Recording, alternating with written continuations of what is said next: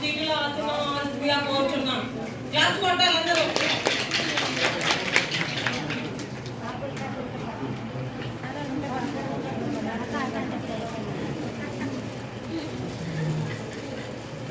సాంస్కృతిక కార్యదర్శి బీసీ మహిళా రాజకీయ రిజర్వేషన్ వేదికలో భాగంగా శ్రీమతి మారోజు సృజన మేడం గారిని సీట్లో అసెంబ్లీ అవ్వాల్సిందిగా కోరుతున్నాం. అడ్వకేట్ నజీమా మేడం,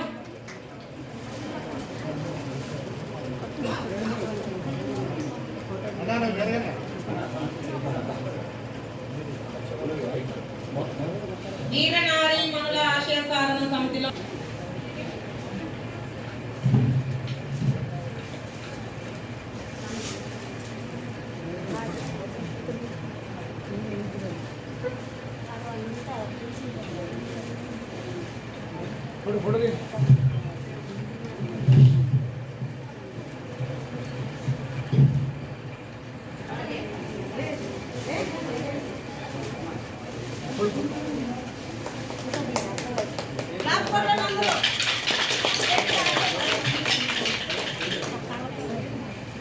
సాధన సమితి సంఘాన్ని స్థాపించిన ఒక మంచి నాయకుడిగా వ్యవహరిస్తున్న యంగ్ అండ్ డైనమిక్ లీడర్ భద్రులని ఆశీర్వాదాలుగా కోరుతున్నాం.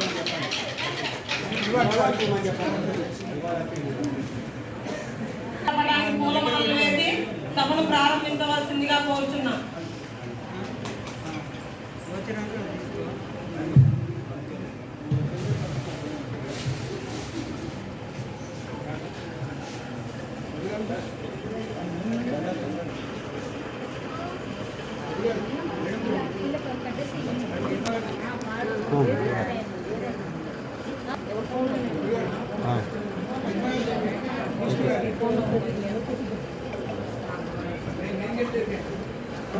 ఒక్కొక్కరు 1 by 1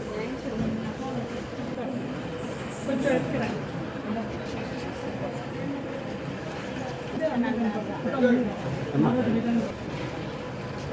చేసిన తర్వాత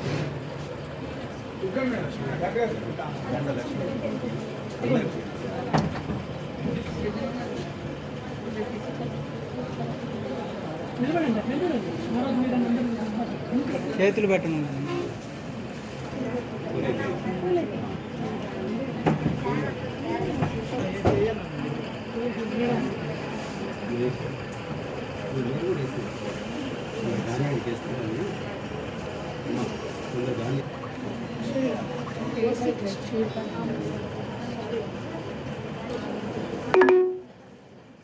एक 100 मीटर्स बाद दाएं मुड़ें।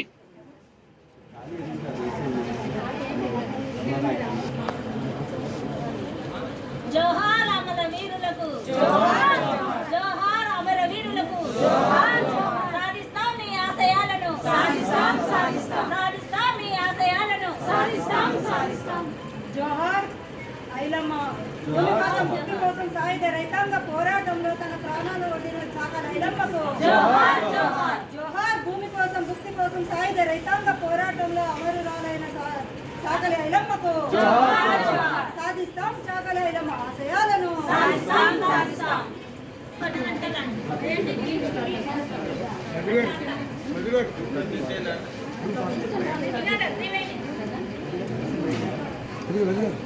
अस्सलाम वालेकुम. అందరికీ జై భీమ్. బాగా ఎనర్జెటిక్ గా కనిపిస్తున్నారు లేడీస్. అండ్ ఈ రోజు మా ప్రోగ్రామ్ అంటే మహిళా రాజకీయ రిజర్వేషన్లు బీసీ మహిళా కోటా. బీసీ అంటే ఈ రోజులు అందరికీ తెలుసు, క్యాస్ట్ పరంగా చూస్తే జాబ్స్ లో బీసీ ఎస్టీ ఎస్సీ రిజర్వేషన్స్ ఉంటాయి. మరి బీసీలకు ఎంత రిజర్వేషన్ ఉంటుంది, మన వాటా ఎంత, అందులో మహిళల వాటా ఎంత? ప్రభుత్వం చెప్పిన 33% రిజర్వేషన్లు అమలవుతున్నాయా కావట్లేదా? ఈసారి మన పార్లమెంట్లో 126 amendment bill and 106th amendment act ప్రకారం 33% రిజర్వేషన్ ప్రొవైడ్ చేస్తామని అమలు చేస్తామని చెప్పారు. అది ఎంతవరకు అమలైంది? కాలేదు. ఒకప్పుడు అసలు మహిళలకే వాటా లేదన్నారు. ఆనాటి కాలంలో ఏన్షియంట్ డేస్లో అసలు ఉమెన్ బయటికి రావడానికే వీల్లేదు. సంఖ్యలలో ముస్లిం మహిళలు అయితే పర్దాల్లో ఉండేవారు. కానీ ఇప్పుడు మన రాజ్యాంగం వచ్చింది కానీ స్వాతంత్రం వచ్చింది కానీ మహిళలకి రాలేదు. మహిళలకి స్వాతంత్రం ప్రదానం చేసింది ఎవరండి? బాబాసాహెబ్ అంబేద్కర్. ఆయన మహిళల కోసం ఓన్లీ మహిళలకి స్వేచ్ఛ లేదు, వాళ్ళు ఓన్లీ కిచెన్ రూమ్కే పరిమితం అవుతున్నారు, వాళ్ళకు కూడా స్వాతంత్రం ఉంది, జెంట్స్తో పాటు ఈక్వల్గా పేమెంట్ తీసుకునే హక్కు ఉందని ఆ రోజుల్లో ఉమెన్ ఎంపవర్మెంట్ బిల్ పెట్టి మహిళా హక్కుల కోసం పోరాటం చేసిన మహనీయుడు ఆయన అంబేద్కర్ గారు. అప్పట్లోనే ఆయన 33% మహిళలకి రిజర్వేషన్ కల్పించాలని పోరాటం చేశారు. కానీ ఆ పోరాటం అక్కడితోనే ఆగిపోయింది. ఇప్పటి వరకు అమలవుతుందండి. సమాన వాటా సమాన హక్కు అని సమాన వాటా లేదు. ఉమెన్స్కి ఎక్కడైనా పేమెంట్ ఇవ్వట్లేదు కానీ వర్క్ అయితే ఈక్వల్గా చేయించుకుంటున్నారు, అవునా? అండ్ జెంట్స్ ఈక్వల్గా ఉండలేరు మహిళలని అప్పుడు ఆయన అంబేద్కర్ గారు మెటర్నిటీ లీవ్స్ని ప్రదానం చేయడం వల్ల ఈరోజు మనకు ఒక ఐడెంటిటీ ఉంది, మనకు ఒక జాబ్ సెక్యూరిటీ ఉంది. లేకపోతే మన జాబ్స్ ఉండేవి కావు. కానీ ఆ 33% అనేది ఒక విస్మరించడం, ఏ ప్రభుత్వాలు పాలన వర్గాలు మారినా కూడా ప్రతిదాన్ని వాళ్ళు విస్మరించడం జరుగుతుంది. దాని సాధనకై ప్రభుత్వాలు నాయకులు పోరాటాలు చేయాలి. వాళ్ళు కూడా ప్రతిపక్షాలు ఎవరు కూడా గొంతు లేపడం లేదు. కానీ అందుకే మనం అంటే ఈ రోజుల్లో మన మహిళ అన్ని మన వీరనారి మహిళా సంఘం ఆధ్వర్యంలో ఇక్కడ వచ్చిన మహిళలందరూ మన వాటా కావాలని మన వాటా కోసం మన హక్కు కోసం ఈ రోజు చేస్తున్న మన చిరు పోరాటం భవిష్యత్తులో మన పిల్లలకి 33% ఈక్వల్గా వచ్చేటట్లు చేస్తుంది నాకు అని నేను 33 అంతకంటే ఎక్కువే 50% ఇస్తామని చెప్పారు రీసెంట్గా, కానీ అది అమలు కాలేదు. అమలు కావాలని కోరుకుంటున్నాను. అండ్ మనం ఎంతమంది మనకంతా వాటా. బీసీలు ఎంతమంది ఉన్నారండి మొత్తం పాపులేషన్లో? 100% పాపులేషన్లో ఓన్లీ 85% బీసీలు ఉన్నారు. ఇప్పుడు బీసీల కులగణనలోనే జనగణనలో కూడా కులగణన చేపట్టాలని సుప్రీంకోర్టు ఆదేశించాలని, గౌరవ సుప్రీంకోర్టు ఆదేశం చేయాలని మేము కోరుకుంటున్నాం. బీసీ కులగణన బీసీలో 85% ఉన్నారు. రిమైనింగ్ 17% ఎస్టీలు ఉంటే ఓన్లీ 16% అంతకంటే తక్కువ పర్సెంటేజ్లో ఓసీలు ఉన్నారు. కానీ మోర్ దెన్ 50% జాబ్స్ని కానీ ప్లేస్మెంట్స్ని కానీ వాళ్ళే రూలింగ్ చేస్తున్నారు. లీడర్షిప్లో అన్నింటిలో వాళ్ళే లేడీస్ ఎక్కువ ఉన్నారు. మన లేడీస్ 85% ఉండి కూడా, మన జనాభా కూడా 85% ఉండి కూడా మన వాటా అనేది పాలనా వర్గంలో కానీ కార్యాచరణలో కానీ మనం జాబ్స్ పరంగా కూడా మనం 30 కంటే బిలోనే ఉన్నాం. సో మనకు ఎంత ఉందో మనకంత వాటా అంటే 85% ఉన్నాం. మనకు 85% వాటా రావాలని ఒక చిన్న 85% కాకపోయినా కూడా ఈవెన్ 33% వాళ్ళు ప్రకటించారు. ఆ 33 కూడా ఇవ్వలేకపోతున్నారు. మన కేంద్ర ప్రభుత్వం 50% ఇస్తానని చెప్పింది.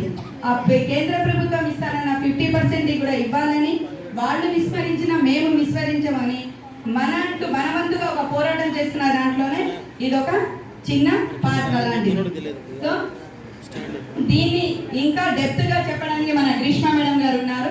She is a well known gynaecologist. Doctor Gopinath గారి డాక్టర్ని. నాన్న ఈరోజు ఇక్కడికి రాలేకపోయారు, వేరే సిమిలర్ ప్రోగ్రామ్స్లో పార్టిసిపేట్ చేయడానికి వెళ్ళారు. మేడం చెప్పినట్టు విమెన్ రిజర్వేషన్ అన్నది చాలా ఇంపార్టెంట్ అండి.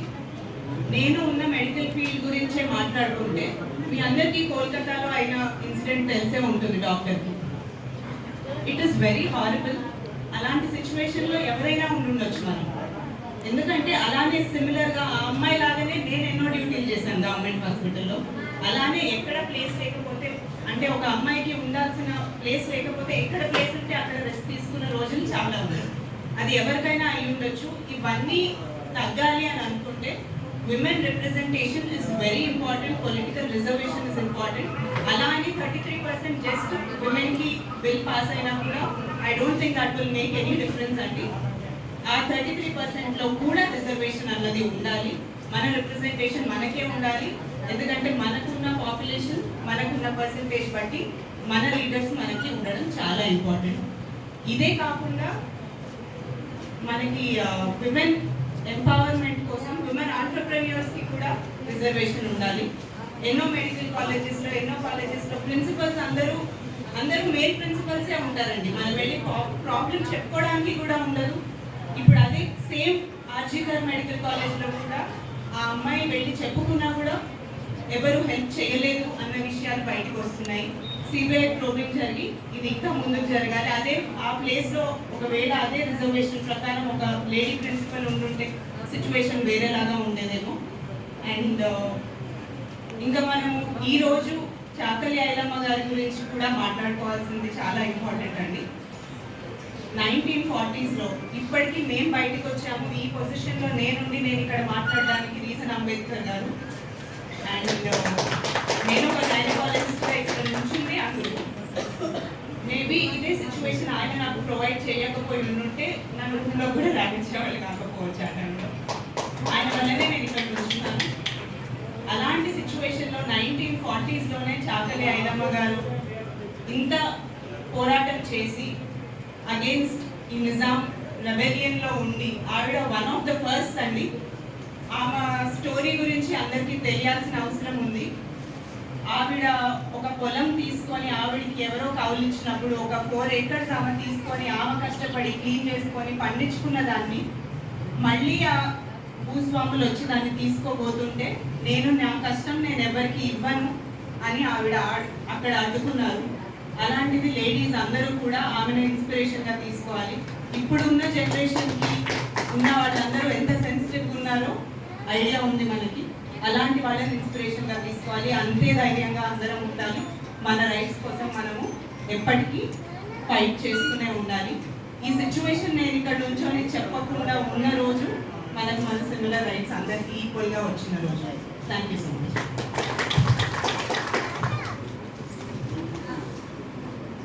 థ్యాంక్ యూ మేడం, చాలా బాగా మాట్లాడారు. పాట పాడు.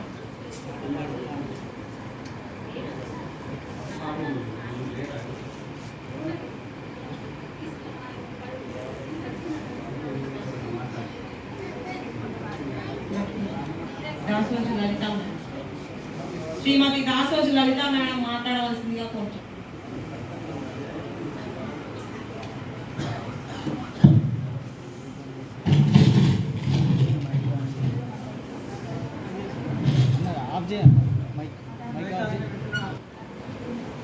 సభా నిర్వాహకులకు నమస్కారం. ఖమ్మంలో అడుగు పెట్టగానే ఎక్కడ లేని శక్తి, ధైర్యం, ఒకలాంటి పోరాట స్వాగత పలుకులు ఆహ్వానించినట్టుగా అనిపించినాయి. బాధాకరమైన విషయాలు ఏంటి అంటే మన నూనావత్ అశ్విని వారి తండ్రిని కోల్పోవడం చాలా బాధాకరం. ఆడపిల్లలను భూమి తీసుకురావడమే ఒక ఎత్తు, ఆ నుంచి చదువుకొని విశ్వవిద్యాలయాలకు వెళ్ళి ప్రపంచం మెచ్చే స్థాయికి వచ్చిన ఒక బిడ్డను మనం కోల్పోవడం స్త్రీ జాతికి మొత్తం తీరని బాధ, వెలితి. సంతోషం, స్వాగతం ఆ బిల్లుకు. 33% హిందూ కోడ్ బిల్లు, 33% రిజర్వేషన్ మహిళలకు ఇస్తున్నందుకు సంతోషం. కానీ అందులో మిగతా మహిళల కేంద్రంలో ఓబీసీలు, రాష్ట్రాలలో ఉన్నటువంటి ఎంబీసీలకు అవకాశం దక్కకపోవడం. అంతకుముందుగా బిల్లును లల్లు ప్రసాద్ యాదవ్, ములాయం సింగ్ యాదవ్లు ఇంకా అనేక మంది ఆ బిల్లును అడ్డుకున్నారు. ఎందుకంటే ఈ దేశానికి చేతి వృత్తుల మహిళలు, సేవా చేతి వృత్తి ఉత్పత్తి రంగాల మహిళల ప్రాతినిధ్యం లేకుండా ఆ బిల్లు అమలైతే సరైనది కాదు, మేమేంతో మాకంత వాటా ఇవ్వాలని చెప్పి మొట్టమొదటిసారి బాబాసాహెబ్ గారు న్యాయశాస్త్ర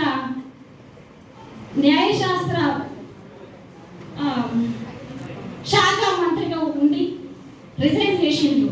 న్యాయశాఖ మంత్రిగా రిజైన్ చేసినటువంటి సందర్భం ఇదే. అగ్రకులాల చేసేవారా? వదులుకుంటారా ఎవరైనా మంత్రి పదవిని? తృణప్రాయంగా మన మహిళల కోసం వదులుకున్నటువంటి బాబాసాహెబ్ ఇంకా ఎన్ని తరాలైనా మన గుండెలలో మహిళలలో స్థిరస్థాయిగా ఉండేటువంటి సందర్భం. అట్లాగే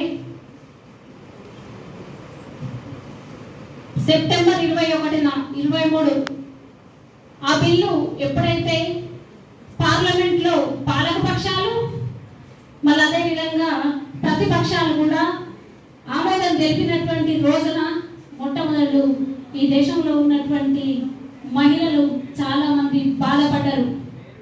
కానీ అనేక సంఘాలు, దేశ సంఘాలు, రాష్ట్ర సంఘాలను దేశ సంఘాలుగా గుర్తింపు చేసుకున్నటువంటి జాతీయ స్థాయి గుర్తింపుకు తహతలాడుతున్నటువంటి సంఘాలు ఈ బీసీ మహిళల హక్కుల కోసం ఒక మాట అయినా మాట్లాడలేరు వాళ్ళు. ఇక ఒక సంవత్సరం కాలం ఎదురు చూసినాం. మా మహిళల కోసం, ఓబీసీ మహిళల కోసం ఎవరైనా మాట్లాడతారా?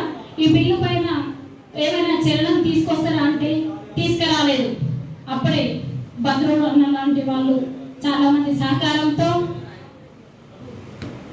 బీసీ మహిళా రాజకీయ రిజర్వేషన్లు బీసీ మహిళా కోటా కావాలని మన హైదరాబాద్లో రాష్ట్ర సదస్సు ఒకటి జరిగింది. దానికి ఉపశాఖ ఖమ్మం, మొట్టమొదటిసారిగా ఖమ్మంలో జిల్లా సదస్సు ఒకటి జరుపుతున్నాం. ఇది ఇక్కడి నుంచి ఈ అక్క మాట్లాడింది, అడ్వకేట్, న్యాయశాస్త్రవేత్త.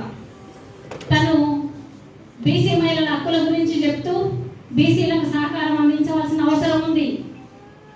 ఈ దేశ ఆర్థిక సంపద అంతా చేతి వృత్తుల స్త్రీలు, కమ్మరోళ్ళు, కుమ్మరోళ్ళు, ఒడ్లోళ్ళు, వేదరోళ్ళు, తర్వాత ఇక్కడ ముసుగులు, బురకాలు వేసుకుండ్రు. భారత గడ్డల వెనుక బాధ ఎంతో ఉంది. మైనారిటీ ముస్లింలు, దూదేకుల, కబీర్లు, సంతులు, ఫకీర్లు, మరి మహిళల ప్రాతినిధ్యం ఏమి రిజర్వేషన్లో?